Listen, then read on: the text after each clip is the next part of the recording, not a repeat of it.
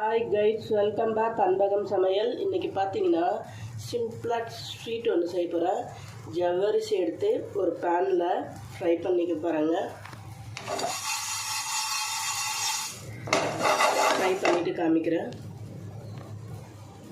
இங்கே பாருங்கள், நல்லா பொரிஞ்சு வந்துடுச்சு ஜவ்வரிசி.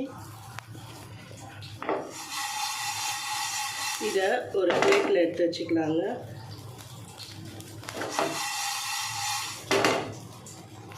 கொதிச்சு வச்சுங்க. இப்போ வச்சுருக்கிற சேமியாவை போட்டிருக்கேன். இது வந்து நாங்கள் பாயசம் செய்கிறப்ப பாதி தான் செஞ்சேன். அதை எடுத்து வச்சுருந்தேன்னா அது கொஞ்சம் மீந்து இருந்ததில்ல, அதில் செஞ்சுருக்கேன்.